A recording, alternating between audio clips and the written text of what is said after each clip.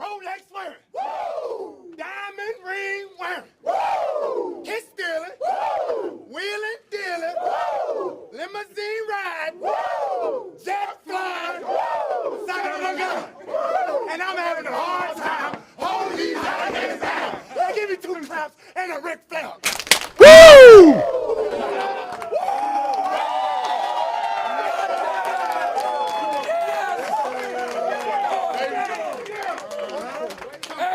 Not yet. I am so proud of this man and all of you guys. I couldn't be prouder. Where's Andrew? Right there. What a job, man. What a job. You can take us anywhere, Andrew, and we will follow. Unbelievable job, man. I am so proud of each and every one of you. You earned it for 60 minutes. Unbelievable. Great job, Coach. Thank you guys.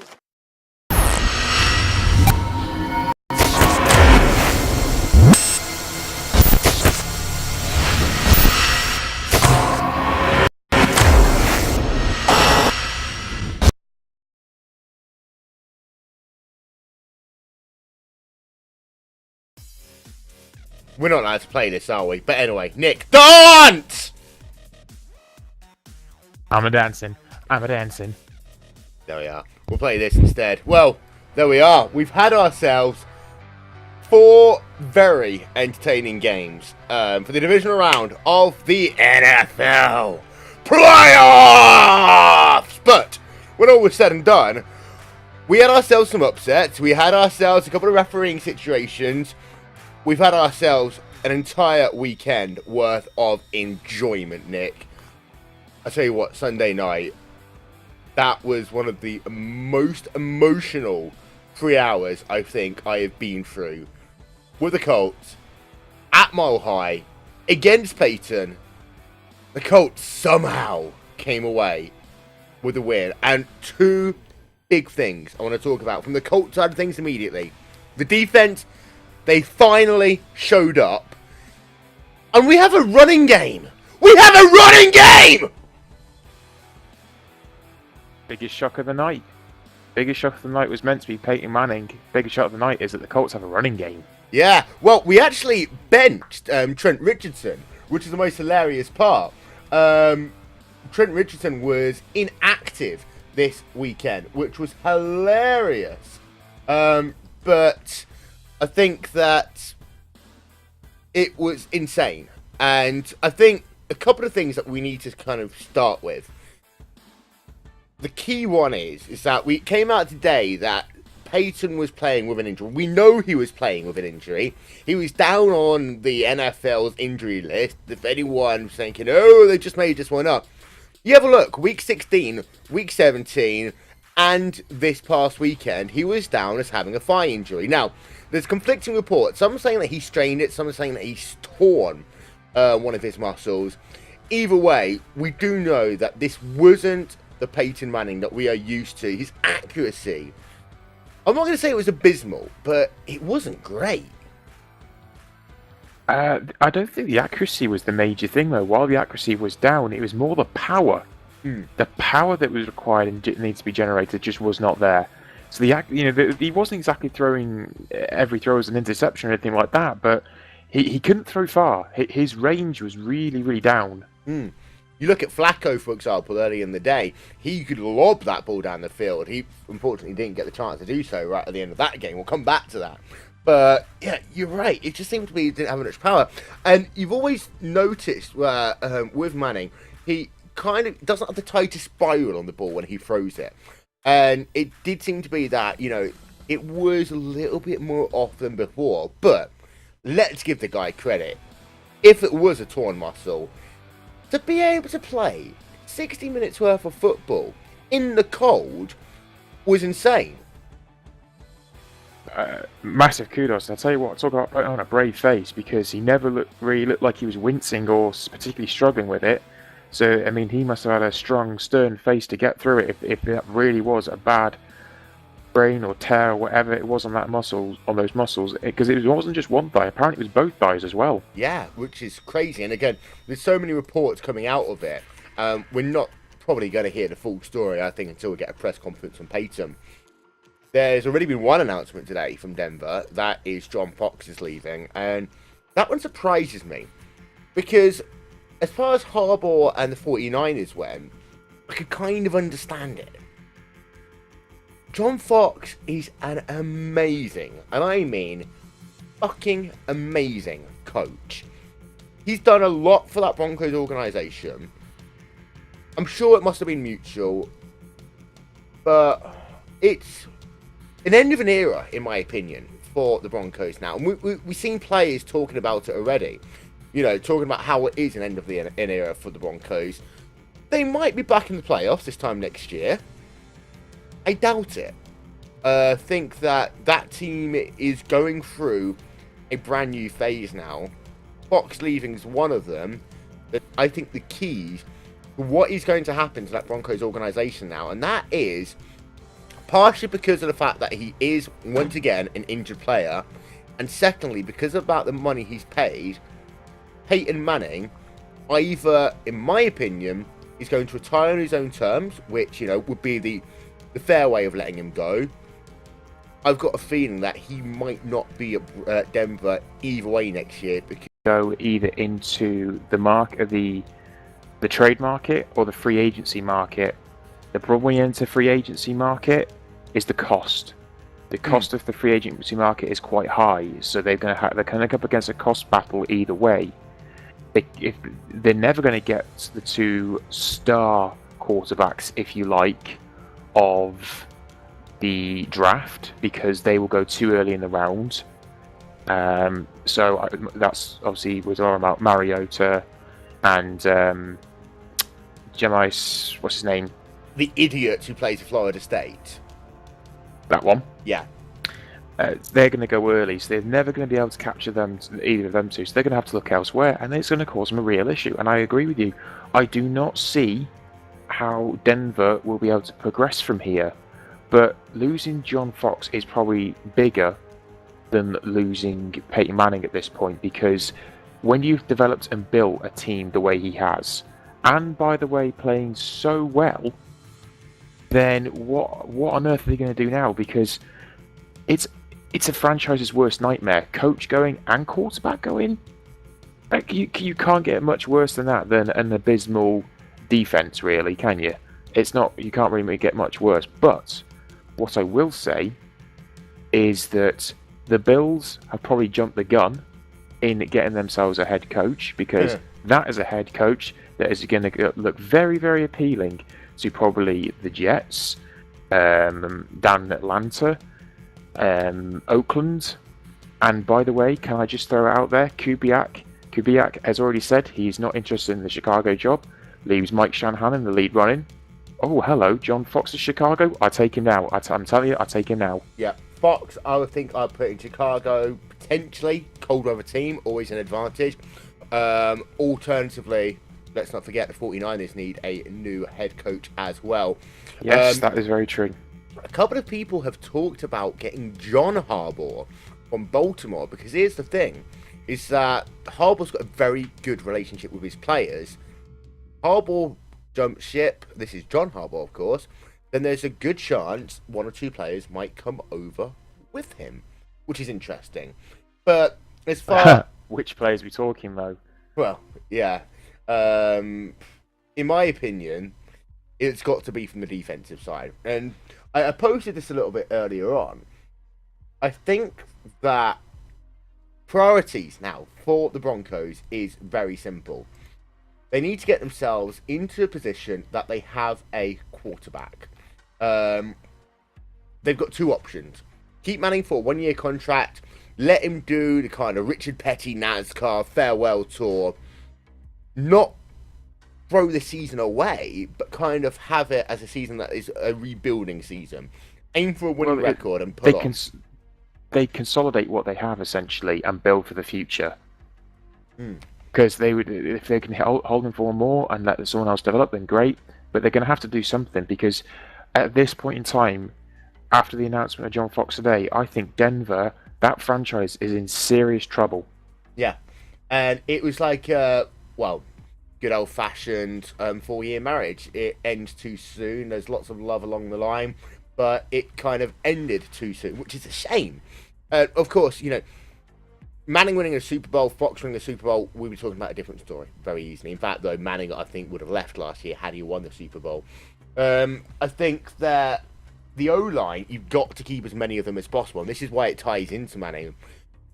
By Manning retiring, you open up salary cap, which means that you can keep more of that O-line, because it is a very good run and passing offensive line. And with a new quarterback, if they do get a new quarterback, or middle ground quarterback, I'm going to say, that is exactly what you need. And I was thinking, there are a couple of people you could get in free agency. Maybe you might be really risky and take someone from the Browns, is the big one that sticks in my head right now. But also, Auburn Tigers, Nick Marshall. He's coming into the draft.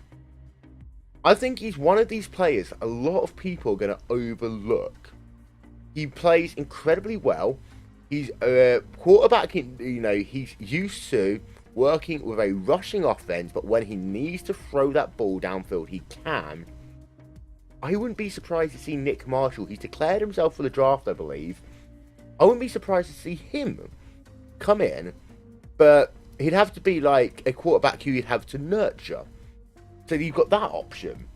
But I think finally the most important thing is you've got to make that O-line, specifically, you've got to keep that run game going next year. Got to keep that run game going. I think that is a great shout in Marshall and what he could possibly do. And if they can keep the same sort of philosophy going of what they have with a head coach that has that philosophy and not change it too much, then I think that has a lot of potential within it. Not to mention, I mean, the thing is if you get someone to work with him, who do you put as a head coach? Who do you find as a head coach now for Denver? Harbaugh is easily one of them. I was thinking, and this is because he's on a contract now, Nick Saban from Alabama would have been perfect right about now. Apart from that, coaching-wise, the guy from the Seahawks. Simple as that. I've forgotten his name, but the defensive coordinator for the Seahawks. Bowles. Yeah. Todd Bowles. Yeah, I think key candidate in my opinion, and Elway will spend money on him. I think that is really where you've got to look. Alternatively, look at something that's open in college and kind of make the Broncos an AFC version of the Eagles. Make them go completely unique, because we haven't got many unique offenses in the AFC. I think there now is the opportunity to try and do that. And again, it helps having a good running game that way, and it takes the pressure off a QB. If that's the case, what about Gus Malzahn? Don't ever take him away from Auburn, please. That'll break my heart if you took. I mean, of course, he'll be used to orange and blue. That's about the only thing you'll get from that. But yeah, if you ever get the opportunity, Gus Malzahn has written an amazing book. Basically, it should be any coach's Bible these days, in my opinion. But well, on the other side of that team, of course, we had Chuck Pagano, Andrew Luck, a running game, and the Colts showed up. They did. And they showed up in a big way as well. And the most phenomenal way to show up. I was really surprised in what they were able to pull off, actually. Okay, Manning probably didn't have his greatest game ever, but the way they ran that football and the way they drove the yardage and the way that they pushed downfield was so damn impressive. And if this really has been a tactic throughout the season to all of a sudden unleash a running game that no one knew existed and bring it to the playoffs, then I mean, what a fantastic way to display a running game as what they did yesterday against the Broncos. Because I tell you what, now they are going to have an almighty task to try and do it again against New England. Yeah, and I think that people forget that at the start of the season, the Colts did have a running game of sorts, and it was kind of nice to see in the first couple of weeks, and then injuries came along, and then it was back to Trent Richardson, who, just to remind everyone, we traded a lot of draft picks for him. And people in Cleveland basically got Johnny Manziel because of him, if you think about it, big picture. But yeah, Trent Richardson, to joke, he was relegated to special teams last week, and then benched completely. He will go in free agency, in my opinion. There's no point in keeping him. He doesn't even realise what direction to run the ball in most times. He's got some TDs this year. That's because it's a 1-yard carry into the end zone, and that's about it, when you kind of have to put the ball in his hands and first and goal. But yeah, that running game, it worked. In the same way that we have seen balls being handed off to one person, but even with one runner, and of course next year the Colts will have, a better running game again, 2 runners for an offense like the Colts is daylight, because it will confuse the defensive line. They can't run blitz. They can't put pressure on Andrew Luck as much. The way that they've got to put that secondary, it becomes a lot more important, because, most games you're essentially thinking, oh, well, there's no point really trying to protect the run, because they're not going to run it very far. So we might as well go on pass protection. And that is the reason why there's been so many interceptions for Luck. Luck is not a bad quarterback. Luck is a phenomenal quarterback. He's holding up what is overall, I'd say, an average O-line in the league. Mm-hmm. And I tell you what, with the offense from the Colts as well, if there's 2 players I can pick, well, one player in particular I want to pick out is Boom Herron. I mean, Jesus, the guy was just on that. He was just driving and driving and driving. I mean, what a game he had as well for me. He did. I thought Boom Herron was incredible. And again, 2 people who never get enough credit: Pat McAfee, Adam Vinatieri. Of course, Vinny. Vinatieri had a bit of an off one. Yeah, he did. He was lucky that actually was scoring touchdowns. It wasn't Vinny's best game. He will go to the Patriots, where, of course, he's won the Super Bowl with them, and he will go and play it back again at Foxborough. The good thing is, he knows Foxborough pretty much like the back of his hand, so he can kick a field goal from pretty much anywhere at that place. But Pat McAfee, what a guy, Pat McAfee. And I always still get flashbacks to Thursday Night Football, onside kick, McAfee recovers it. That guy is a joker in the Colts offense, and I think that he might come up with a couple more trick plays, because that way I think the Colts can keep field position next week. And if he does, then he is going to create a different dynamic to the Colts' game, and that will be key against a defense such as the Patriots and what they can do. And I think other guys, such as, again, a guy I thought that did very well yesterday, T.Y. Hilton. I think it's players like him, they're going to bring those guys into the game more. Yeah, and I think that, you look at the progression. Wildcard 2012, Divisional round 2013, Championship game 2014, Super Bowl maybe 2015 if we don't win it this year. It's the way it's been going year on year on year. And I think, though, that bits of that offense have only got a couple of years left for them. People like T.Y., people like Reggie Wayne as well. This is really one of their last chances, and they know that. That is why they're going to go into Foxborough, play it like a Super Bowl, because they have to. Great game on CBS. We'll go back earlier in the day to the Cowboys Ice Bowl 2, only on Fox. But, well, I think one of my friends, Mr. Paul Jenkins, kind of summed it up perfectly. We had a controversial call once again. Zebras giveth, Zebras taketh away. In my opinion, that was possession, and then the ball popped out as he dove for the end zone. You don't need to talk about whether he carried it down. He did 2 steps. He did 3 steps. And this is the thing. If you run the ball 40 yards, and then as you come down into the end zone, the ball comes out, you've had possession. this is exactly the same thing. He established possession and then dropped the football.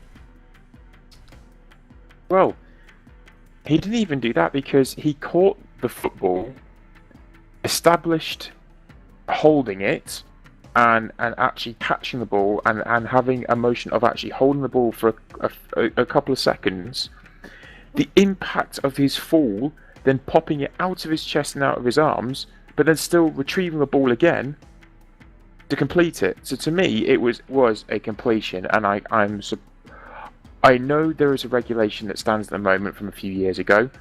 I don't think it works. They need to review it again, because that to me was a legitimate completion, and it did change the game. And quite honestly, that for me was Dallas's game. Mike Pereira really annoyed me on this one, actually, because Pereira, he can be a little bit aggravating at the best of times. But on this one, he made his mind up, I think, looking at it once. And then, no matter what anyone else has said, ESPN, CBS, NBC have all been saying, you know, that it was a football move, and he had made a football move. Pereira just stuck by his guns. And I'm sorry, Pereira, but you're talking BS in this circumstance, in my opinion. Pivotal part of the game, of course. Now, Aaron Rodgers, despite the fact that he was injured as well, we've got a lot of quarterbacks who are injured right now. We'll come on to the implications of this a little bit later. He showed up, he played a game, they had a good rushing offense as well for the Packers. The Cowboys, I'm not going to say choked, but that first play for me, for Tony Romo, you said to me, hopefully that's his fourth quarter out of the way. Yeah. I quite like that one. Yeah. It wasn't. No. It wasn't at all. And, well, I was wrong. It was a close game, though. When you put it into perspective, 21-26, I mean, it was a great game to watch. I know you hate the Packers. I hate the Packers too. I went and grated some cheese onto a pizza at the start of that game. But, yeah, Packers Nation, I'm sorry. You've got cute little things. You're the smallest town. It's a community-owned franchise. You know, you give birth and you go and put yourself down on the waiting list afterwards. So your kid gets a chance of being able to go and watch a football game with a season ticket before they're 35. I get it. Doesn't mean I have to like you. You're still really annoying. But they played. It was a great game. It was a spectacular finish to that game. Couple of bad calls. If you're a Lions fan, you're kind of thinking, well, I feel a little bit of retribution now. Yeah, just a bit. Just a little. Not much. No, not much. But which player tweeted, actually? There was a player that tweeted about that. It I can't remember was. which player it was. I've forgotten his name as well. It wasn't Megatron, I know that much. Here's an interesting question, though. Would Detroit have beaten Green Bay? I think they would have. Yes. I think they would have as well. And quite honestly, I know... Okay, here's the thing. We knew that Manning was injured. We knew that Rodgers was injured. But it goes to show the arm strength that Rodgers has over Manning to get the job done. And I tell you what, Rodgers was injured, and you could see he was injured. Some of the times when he went down, he was wincing. Manning wasn't. Well, here's an interesting point, though. They both had the chance to scramble. And, I mean, Manning basically took a couple of steps like, oh shit, I really shouldn't be doing this. Whereas Rodgers, he threw that nice little scoop pass into the end zone. Touchdown. Manning could have run that one in for a touchdown. Not Manning, sorry, take that back. Rodgers could have run that one in for a touchdown. He did it. I think the difference is Rodgers' perceptions and his ability to still kind of work the game outside the line of scrimmage, I think, helped them win that game here today. The issue of Manning is that he's the best quarterback of all time on the line of scrimmage. Once that pocket breaks down, Aaron Rodgers, on the day, was the better QB. Yeah. He definitely was the better QB, and quite honestly, when you look at them straight in how they actually performed, and the way Rodgers stepped up even through his injury, then I think it speaks volumes of what he was able to achieve. And quite honestly, with how cold it was as well, It wasn't that was ice bowl tremendous. territory. It was like 14 degrees too warm. Well, yeah, that's true, but that was a seriously impressive display from Rodgers, and I am no Rodgers fan because at the end of the day, I'm a Bears fan, but neither am I Cutler fan. I'm starting to struggle here. Come on, quarterback step. Well, for the rest of this season, you're a Colts fan. Can I just? I want to say out that now, wherever Marcus Mariota goes, I will support that team for a season.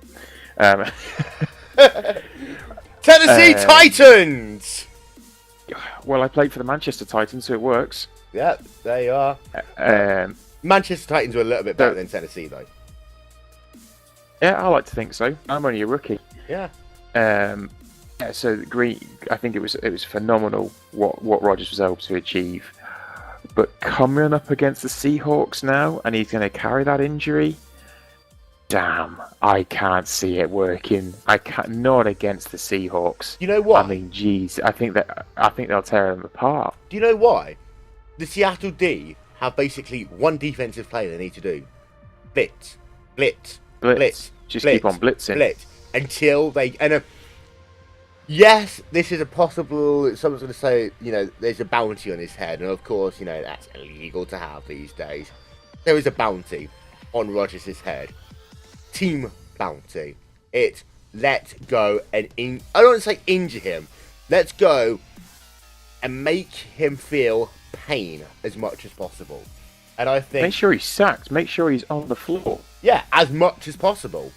They'll happily give up, 14, 21 points to do that because they know when it will matter in the fourth quarters, Rodgers will be so beaten up he won't be able to play. And here's an interesting point as well. The more times he falls, the slower he'll get back up. Yeah. You know what I would do? If I was Green Bay, they activated all three quarterbacks last time. I would not start Rodgers. And this is sounding crazy, and I've said some crazy things this playoff. Half of them, well, most of them are right. Some of them are wrong. I wouldn't start Rodgers. I would reserve Rodgers for the second half. I think that will depend how his injury is, if he is able to progress throughout the week. If you've even got a glimmer of, say, a 75% Rodgers, I think you play him. Anything less, I think you need to start looking elsewhere and evaluating your options. But yeah, for me, the NFC Championship it's the Seahawks. It's the Seahawks already for me. Yeah, I have to agree on this one. Kind of annoys me the way the Seahawks have kind of locked themselves into this one. Because I think Detroit would have given them a great game. I think that Dallas could have given them a great game. They get the weakest, I think, of the bunch. Because Carolina wouldn't have done much, but they could have given them a game at least of their defensive line. Here's an interesting point, by the way. Carolina actually had a very good defense. They just kind of stuffed it up on offense. So there's we said a few times about how the offense for Carolina, they just need a few tweaks and a few changes, and that franchise will go places. I mean, yes, they came into the playoffs on a losing record, but their record going into playoffs was half decent, and I do believe they do some things in free agency and in the draft. Then I think that's a tight little franchise. Carolina are like a sleeping giant. I think they're just waiting now, and they're waiting to pounce, and I think that they could be a tasty little number for next year. Yeah, and they can be a very, very scary team along the line as well. You don't want to play Cam Newton when he's playing well. People forget sometimes that he's the Heisman Trophy winner and all that malark. But yeah, Carolina, they came to play and then got tired after the half. The analogy I can draw from that is, again, similar to soccer, where a team is dominating the first half, they come out in the second half, they've got a couple of goals, and they just turn off. What, you mean like the England national team, every single game that Sven was in charge? I mean, yeah, I made a soccer reference, I know. Seasons. But yeah, pretty much that's pretty much spot on as well. No, they I think Carolina almost got a little bit sort of complacent in how the game was going, and it got stepped up. And when it got stepped up against them, they had nothing for it. And essentially, that stop and that break at half time killed the momentum. And when momentum is killed, it's very hard to get back. Yeah. And it takes a special guy, a special play, a special series of players to bring that back. And that offense in Carolina, other than Cam Newton, does not possess that at the moment. Cam Newton does possess that, and you could see who's trying to work a play. But it's the rest of the offense around him. If Carolina can sort that offense around him and build off that what they have already from the defense, that I'm telling you, that is a tidy little franchise, and I do believe they will do something next year. I agree. I think that now it's Seattle, Green Bay in the NFC Championship game. I do think that the AFC has an advantage. I don't know why. I think that Green Bay, if they lock out, they'll be the underdogs, guaranteed. Seattle, even if they win, Russell Wilson's been a little bit hit and miss over the course of this season. Yes, they've come hot at the right time, whatever. I've seen Seattle play amazingly. I've seen Seattle play pathetically. It's one of those things that anything can happen on that one. But we forget what was another classic of a game. And, of course, it was on Saturday night, and it was on NBC. Baltimore, New England, Al Michaels, Chris Collinsworth. The only thing is, Al and Chris are the best on TV, but my God, Al Michaels has no emotion in the playoffs. He's like, and he's in for the touchdown. Yay! Yay! And stuff. Yay! And Chris Collinsworth is more energetic than Al Michaels. I do not understand. I mean, Al Michaels is incredibly knowledgeable. He's a great commentator. I think one of the best of his generation. But it's a bit like someone on Xanax at times. It's just like, Jesus, break out into a smile. Like Martin Brundle when he gets bored. Yeah. I tell you what, it's Nance and Sims. And we'll segue a little bit. Nance and Sims are the best commentary team in the NFL right now, period. Buck and Aitman, I know they rub off on a lot of people, but Buck, I think, he gets a lot of stick when actually, he's very darn good at what he does. And Aikman as well, he's kind of toned down over recent years. We're not going to include Gruden in this conversation and Tarico because it's ESPN, whatever. But I'm thinking Super Bowl commentary here, and you think about the entire team. Al Michaels, meh. Chris Collinsworth, incredibly good, actually. I will give him that one. He's actually kind of helping that team overhaul. Michelle DeFoy on the sideline, yeah, okay. But then you think about the back of house stuff. Bob Costas! No! I mean, Bob Costas this time last year, of course, was getting pink-eyed. That was the only reason why he was in the news this time last year for the Winter Olympics. Pre-game for the NBC Super Bowl is going to be fucking boring, Nick. Well, I guess it will be a case for whatever is on TV for me, because I will be in Florida. So therefore you'll be watching it. I mean, it's one of those random times when I'm actually thinking Sky's coverage doesn't sound like a bad alternative. Yeah, I know I'm going to have to put up with that and when I'm there, but you may find Neil McFace actually quite worth watching. Or can you please tell those people listening exactly what your better half calls him? My better half calls him. Oh, no, it wasn't what she called him. It was what she said about him. Yeah, that's the one. My wonderful girlfriend was watching the game with me last night. By the way, Lisa, in no way, shape or form does she watch American football at all. but she was sitting with me, and she was watching the Sky Sports coverage. She simply said, "Who's the guy on the left?" I was like, "What do you mean?" She goes, "Who's the guy on the left? He hasn't got a clue what he's doing." Well, did I erupt into laughter or what? I thought it was the best comment I've ever heard. Yeah. I was crying with laughter. This girl has watched about 5 minutes worth of coverage between plays, and it's Neil McReynolds, and she says that, and I thought within 5 minutes she spotted that. Yeah. And I think that just summed up Sky's coverage there. Saturday's coverage was atrocious. Oh, it was horrific. Although, to be fair, the Browns guy was really good. Yeah, the Browns guy, Evan, I can't remember his name now, but the Browns guy was great. Seahawks tight end in 2012, I think he was as well.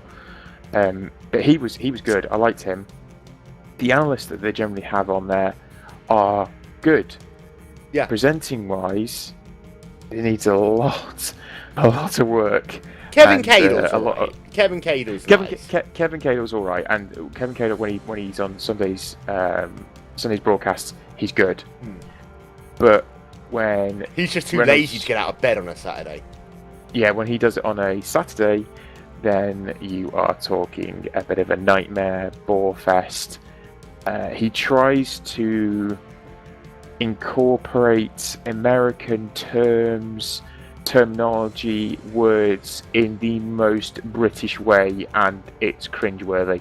Yeah, I mean, we incorporate quite a lot of Americanisms in what we do. Oh, we do, but we do it in a very tongue-in-cheek way. He talks like he's actually American. Yes, like he actually knows what he's talking about as well, which is highly ironic. But to go back to NBC, Dan Patrick is the guy whose name I was looking for. Don't ever listen to the Dan Patrick show. Instead of doing that, you might as well just dance. Dance. Are you doing the arm movement? Oh, hell yeah, I am. I'm doing the thing with my arms, because of course I'm Jay, you're Dan. Dance. But yeah, Dan Patrick, he does a show on NBC Sports Network. I've watched it a couple of times when I'm in America. It's alright, a bit boring. Bob Costas, bit boring. Tony Gundy, though, he's kind of cool. Don't know why I'd like him at all. Why on earth you would like him? I mean, why on earth would you like a guy like him? You know, I have no idea.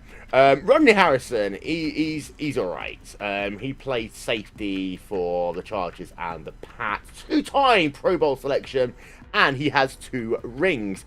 But I worry, and the thing is, Fox, they ram it down your throat when they do Super Bowl. But they rammed it down enough that it was actually great. It's kind of weird on Sky Sports. We kind of get 2.5 minutes right now of not Fox's A team when they're doing a pre-game. Because we get the Fox B team who are on Fox Sports 1. They do an hour before the Fox show on Fox Sports 1, and then we get like 2 minutes of them. Yeah, I did not know that. I thought it was the main. I thought it was the main one we'd received. No. All right, I was completely unaware of that. Yeah, fair enough. Joel Klatt and the guys. They're basically the team that does the pre-game show. Yeah, now you are. Well, what do you know? But yeah, so it's the B team. It's kind of weird how we get to. I don't understand why they have that, except to let us know even more that it's exactly the same studio design, exactly the same Cletus the robot. Which, by the way, they still got the Fox Sports logo as it cycles around. You'd still see it. Well done, whoever did the graphics editing on that one. And you've also, it kind of weird. I don't get the point of that segment at all. No, I don't either, but I'm still kind of surprised that we got Fox Sports 1. I honestly thought it was the main coverage. I've always believed it's the main coverage we received. No, it's Kurt Menefee. Well, to be fair, you probably see Kurt Menefee. He's the guy who does Fox NFL. Because when they come back after 2-minute warning, they tell you about the Visa halftime show. And then you go to a guy of colour who talks about what's coming up on the Fox halftime show, and you've got a load of basically old guys around the table. They're the main crew. Kurt Menefee, Tony Bradshaw, Harry Long, Jimmy Johnson, and Michael Strahan. Jay Glazer is the guy who does the insider stuff. Pam Oliver does the sideways stuff. Mike Perot is the guy who everyone hates. And who's the analyst one then? How do you mean? there's a guy that they sometimes throw to in the studio that's like the analyst of a play, but we still hear him on the broadcast. Yeah, well, that will normally be Pereira if it is a refereeing call. If it's an analyst sort of thing, it's generally Joel Klatt who does part of it. Basically, what they do is they split it in two, and people forget, of course, that there's such a big setup for NFL because you've got regional games, and they cut to the kind of like, you know, what's just happening in different times. So Joel Klatt and Kurt Menefee both do that. So Kurt Menefee will do half of them, Joel Klatt will do the other. Joel Klatt basically is the anchor for the Fox Sports 1 side of things, and he's the guy who's seeing Sky Sports. There you are. I got you. To come back into a real segue, NBC, get your finger out your ass for the Super Bowl, because we saw Foxes for the first time. We actually saw the full Fox pre-game show last year. I have to say, it was insanely good until they had that cringeworthy moment when they had the interview of Obama, and they basically used it as a mechanism of talking about immigration for 10 minutes with about 80 million people watching. Oh, yeah. You remember that? Kind of weird. Yeah. It's okay, though, because I live in an Islamic city, according to Fox News. Oh, yeah. That chestnut. First time Fox News, I think, has been, you know, the number one most viewed story on the BBC website in a very long time. And there's a reason why, because Fox News talk shit. This is one thing that confuses me with Fox as well. Fox News, the most backwardly racist news organisation in the universe. Fox Sports is the most kind of integrated and well-run operation, and generally, unless you're Mike Pereira, the most kind of like down the line and proper of all of them. And they even went so far as to call up the NFL last week. So, Fox, I have no idea what's going on with you sometimes. But let's go back, shall we, to Pat and... Can I just say one thing? I do not know if people have seen this or people are aware of this, but have you seen who the halftime performances are going to be in the Super Bowl? Yes, Katy Perry! Katy Perry and Lenny Kravitz. Lenny Kravitz? The guy who's got even more awesome hair than me. Yes. I will give it credit, and of course it came out in the news this year that the NFL wanted the person who's playing to pay. Well, you're paying to have 100 million people watch you. I mean, let's be honest. It's not as if it's the smallest investment, the biggest investment you'll ever make even. So, you know, it's kind of worth it. Coldplay on the list. If Coldplay was playing, they had to basically have it sponsored by the Samaritans with a helpline number for people who's feeling a little bit depressed to call up immediately. And then how to have call centres across the country. Katy Perry was one of the other ones. Rihanna, of course, was supposed to, I think, be Super Bowl 50 halftime show. Then she had the falling out with CBS over Thursday Night Football because of the Ray Rice thing. They cut her intro for the first Thursday Night Football. She kicked off about it because apparently, you know, having someone who was beaten to a pulp doing an intro when they're talking about someone else who was beaten to a pulp, she thought that was a good idea. CBS told her to go fuck herself.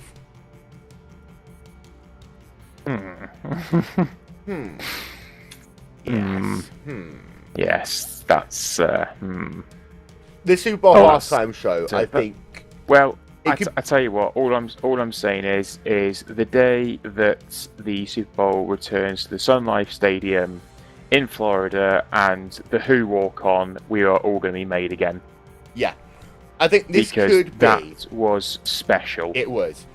It was, I think, in my opinion, you've got to think Super Bowl halftime shows. Prince has got to go into that list. You've got to put the Who into that list. Who? Jackson, of course, the one who started off what we have now. You've got to put in that list. U2's performance wasn't bad until they did what U2 do at every single show ever and start basically, you know, showing the UN dependent. Yeah. God, Bon, I get a grip. We're going to a concert. We're not going to a human rights rally. To be honest, I didn't actually think anything could beat Bruce Springsteen. No. And then I saw the Who. Yeah, the Who were just amazing.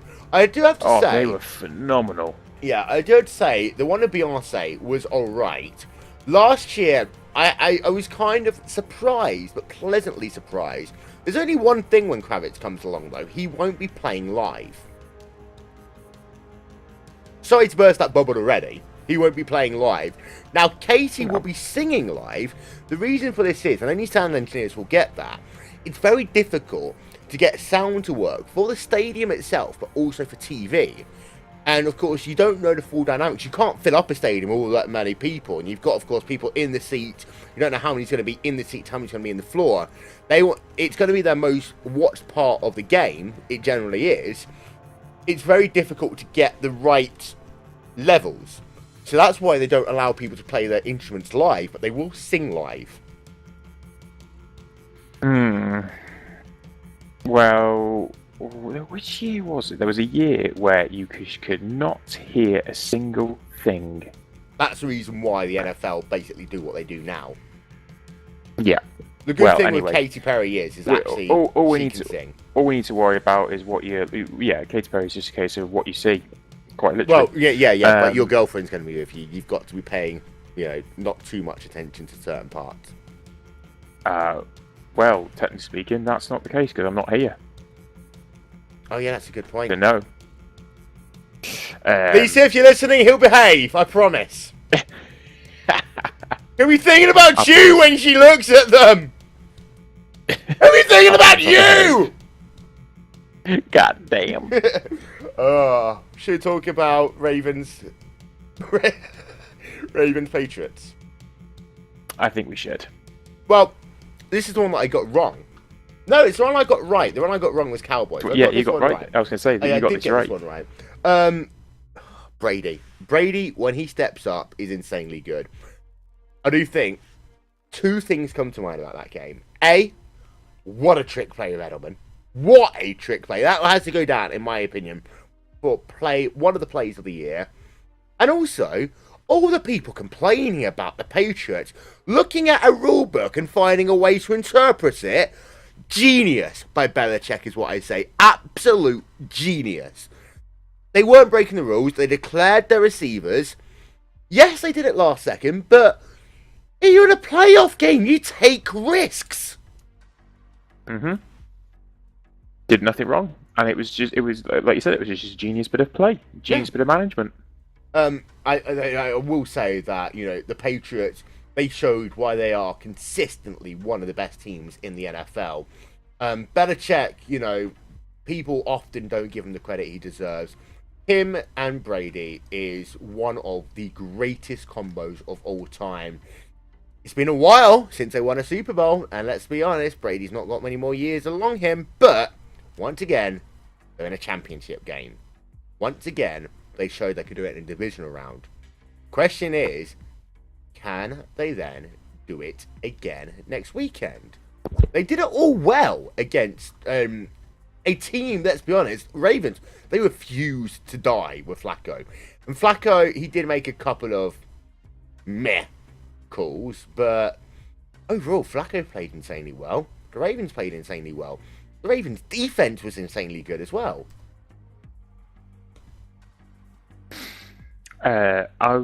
Yes, I agree with everything you just said there. Ravens were exceptional on defense, and I think the simple factor between the two was when Flacco was being a bit meh, Brady was still throwing them, and that's essentially what was the difference was by those mere 4 points in the end, and that's what's taken him to the next stage.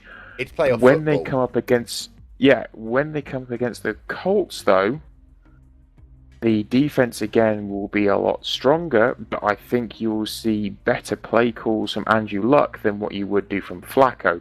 Now that's a big statement, really, but I do believe that Andrew Luck has got something special about him that Flacco misses. And Flacco, while he's consistently and he is good, his passing yards are insane. Yeah, I've never been the biggest Flacco fan, but there is something about Andrew Luck, and I think Andrew Luck could just throw some insane play against against New England, and it just be like, oh my god, where did that come from, sort of thing. And that's what I think Flacco misses. Good point. And playoff football, every play matters. But more importantly, if you have a bad play, you have to put it to one side, put it in a box, throw it into the crowd, and think about your next play. You cannot dwell on a bad play. And I'm a Colts fan. I know. I mean, I think in 2012, Locke's first season, he had the most halftime deficit turnarounds into victories in the NFL ever. Luck knows how to come back from 21 points. Let's not forget what he did last year against the Kansas City Chiefs. He knows how to come back. Flacco, I think he's very good at managing a game whilst they're leading. He's not very good at managing a game when they are behind. And the issue yesterday is that the Patriots were down at Foxborough.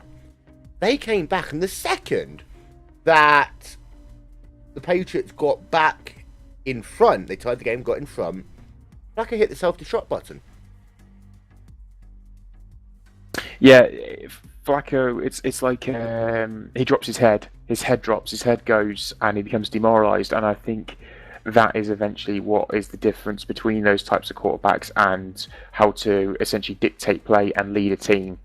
And you see the difference there, and you see the result from it, and you see the Patriots go into a conference championship.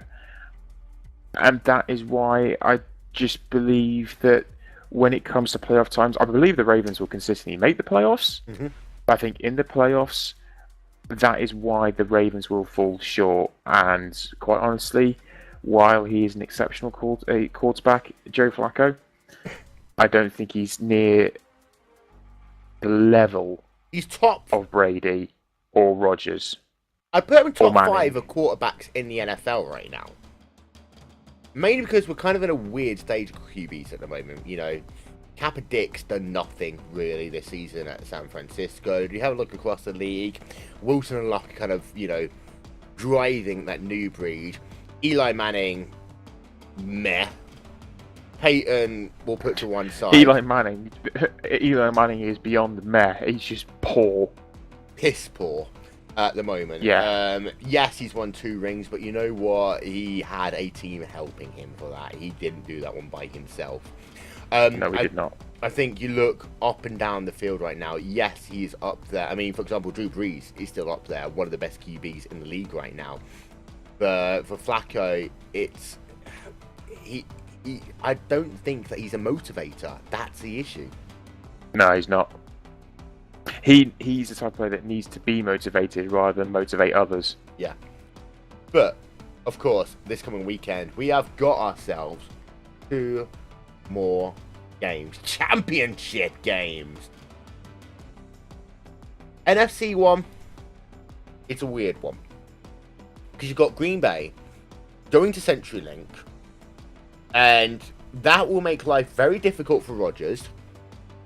It will, at the same time though, kind of play into Clay Matthews' kind of like way he likes doing things. He likes pissing off home crowds.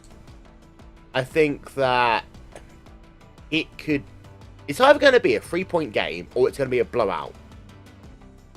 It's not going to be anything in the middle. No, I don't think it will be anything in the middle, and quite honestly, I can only see big scoring from... I don't know, it's so hard to call actually, because it all depends on how the quarterbacks react. Yeah, it does. And the thing is, Russell Wilson he's not really bothered to show up much. He's not, and there's all this talk about the unrest within the Seattle camp as well. People think he's a bit of a dick, essentially. People do think he's a dick, yeah, and a bit of an arrogant fuck and all that. But, you know, Green Bay, if Rodgers is okay, I just see that they'll do it. The Seahawks...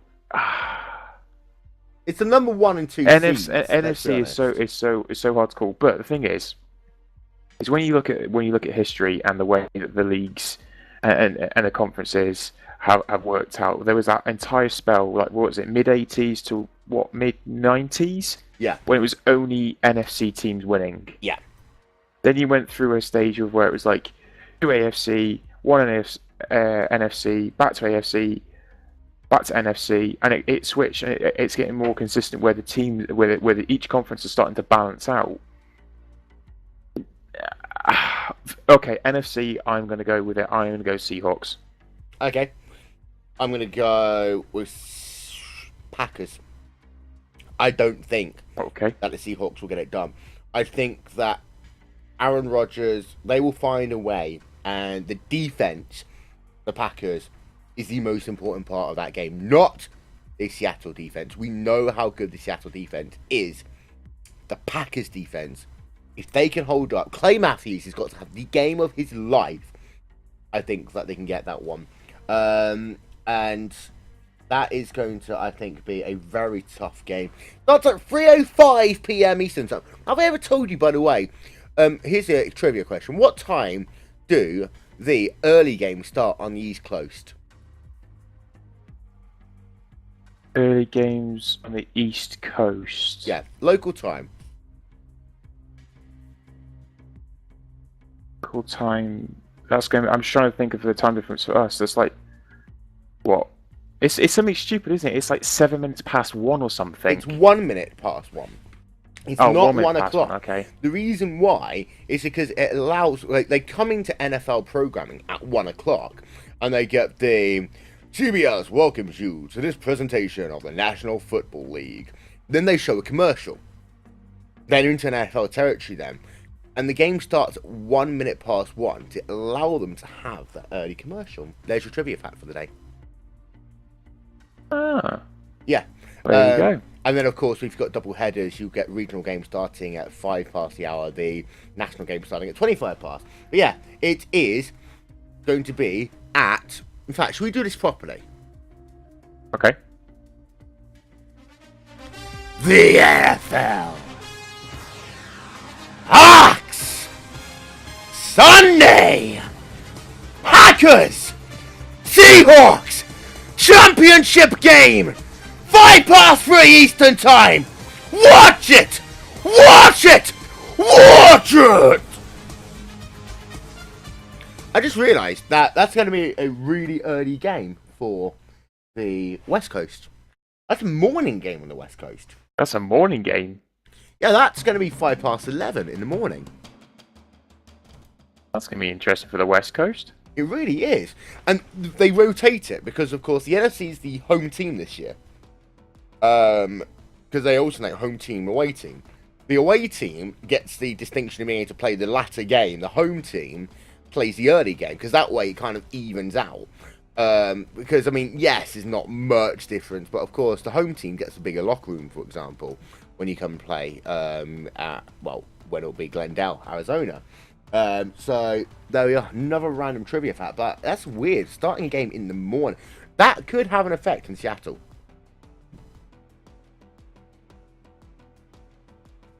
That actually might have an effect on Seattle. I never thought of that. There we are. And then 6:40 Eastern Time. Of all the things to affect them as well. Yeah, the time of the game. They get home field advantage. Time of the game. They get home field advantage. Home field advantage, their own climate. You know, that's one big thing as well. The climate. Yeah. I still think Seahawks will do it though. Okay, I still think the Packers will do it. Okay. Then, of course, 6:40 Eastern Time. Only CBS. Colts at Patriots. Colts at Foxborough. Oh wow, what time's that for us? 11:40? Yeah. Gonna be a late one. Great. Gonna be a late one. You know what's even nicer for that? What? 10:30 in the morning, I fly to Chicago. So basically, you're not sleeping. You're driving as well to the airport, aren't you? No, Lisa's taking me. So basically, you're sleeping in the car. You're sleeping every Yes. single moment possible. Well, Yes. it's the weather is the one thing, and I think the weather will have the biggest factor in this game. Yep. I think that part of the issue is if it snows, McAfee is almost taken out of the game. Vinny's taken out of the game. But also, Patriots kicking team taken out of the game. Brady's taken out of the game. Luck's taken out of the game. It becomes a running... Well, actually, no. Brady and Luck aren't really taken out. It's just going to be short passes. And let's be honest. It'll be short. Yeah, it'll be short throws and running game. Yeah. And step up, boom, Heron. Yeah. Boom! So, I think I'm too scared to choose a winner for this one. Because my head is saying... I wonder why. My head is saying that the Patriots have an advantage here. They do have an advantage. Of course, they've got home field advantage. It's Foxborough. You're going into Foxborough in January. You've always got yourself a very tough game. I'm not sure whether or not the Colts as a unit have enough to go up against Brady in his backyard. And let's not forget, back when these two played earlier this season, it was Pat's domination.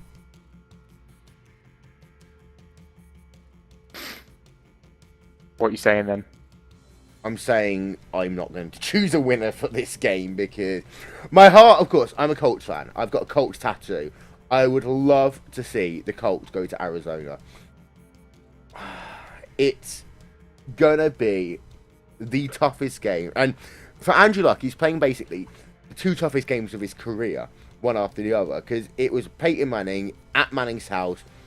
And that was almost his, like, kind of like prom. You know, like in America, you get the sorority girls and they have their coming out parade sort of thing. That was that for Andrew Luck. By winning that game, that's essentially, he's established himself no longer as the next Peyton Manning. He's established himself firmly in the record books as Andrew Luck, number 12, Indianapolis Colts. Now he's got to go and play number 12, Tom Brady. I think that in the same way that Cincinnati, they kind of played well at the start of the game. You know, any given Sunday, every play matters. The Colts are better than what they were the last time these two met, and there's a lot of tape. The only way the Patriots will lose this game is if they get greedy.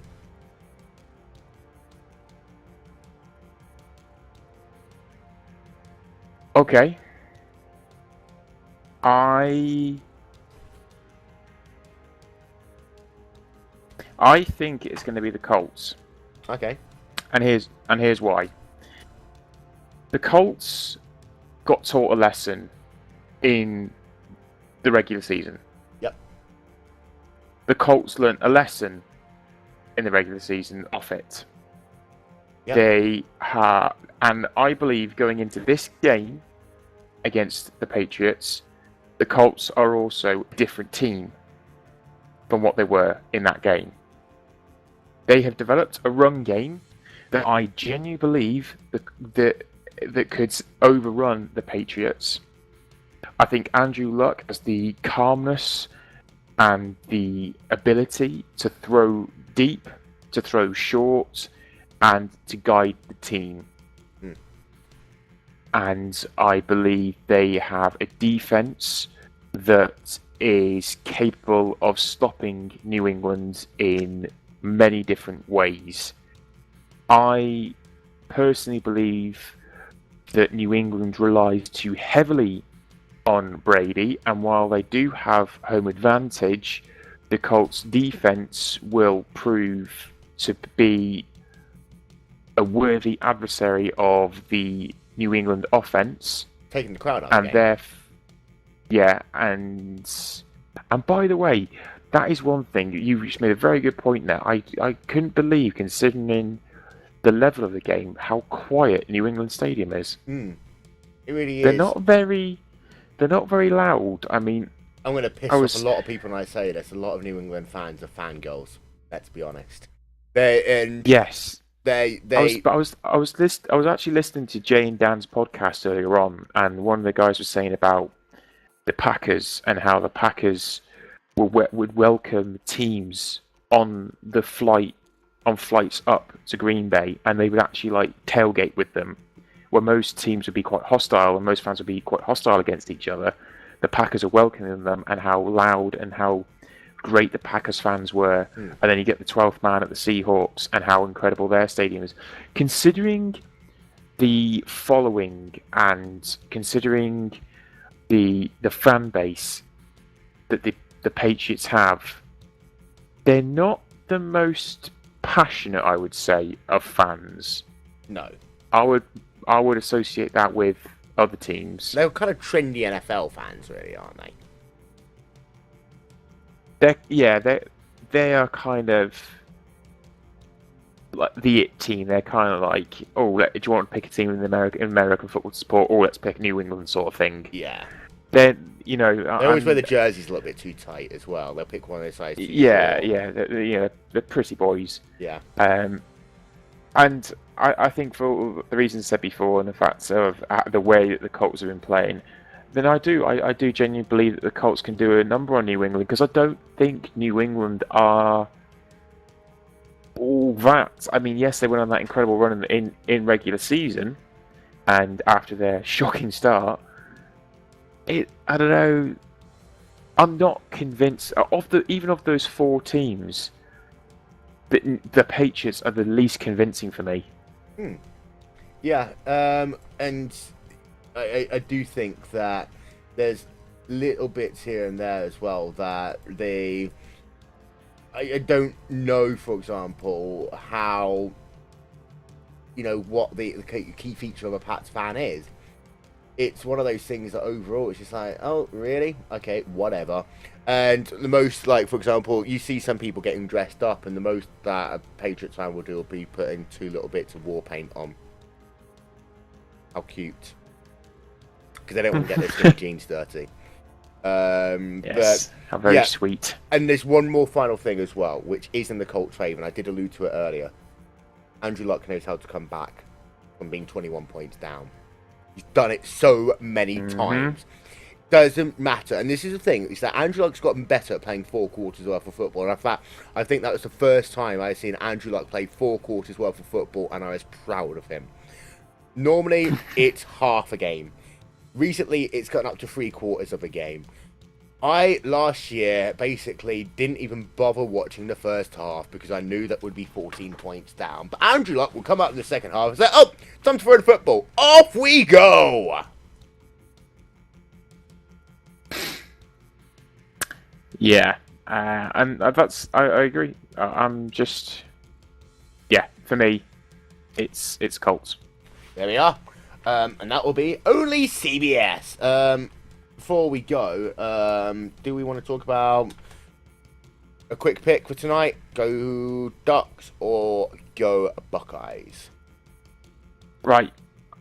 Will Vincent and I, early in the year, I've not been a big one for college. We may have said it on a previous podcast before, but essentially I went through some teams, tried to draw an association. I ended up with Auburn, which is also Will's team. But I was very, very close in picking Ohio or Oregon also. They just so happen they're in the college final tonight, the championship tonight.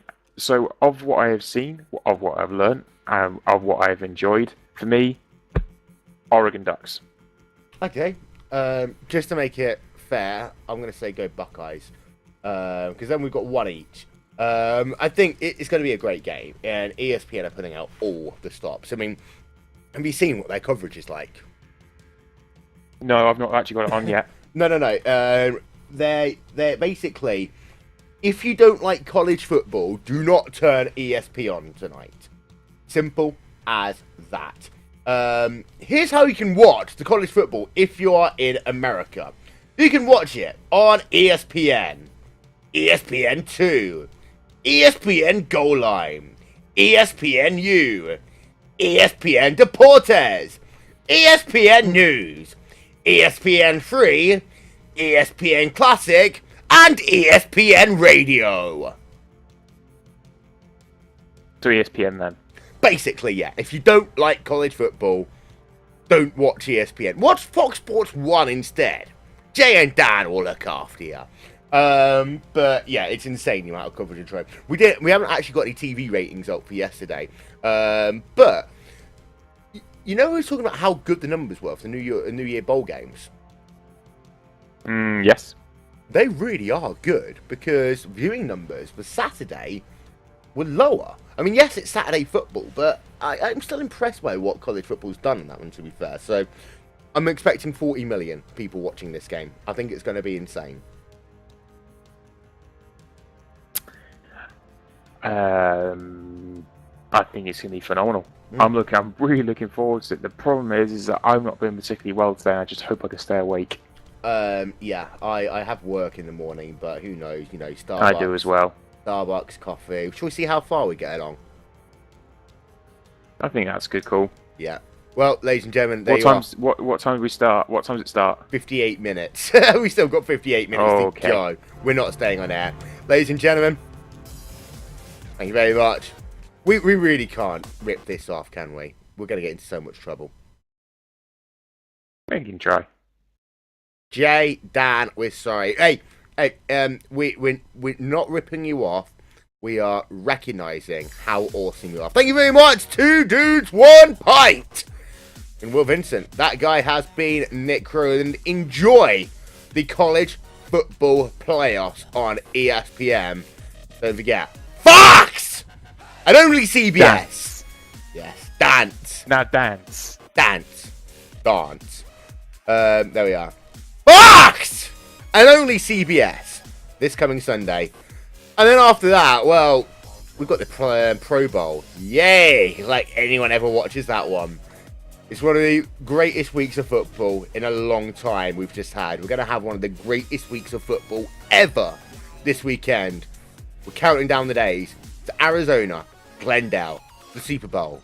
This has been a RaceSpotTV presentation. We'll talk to you all next time. Hey, Nick.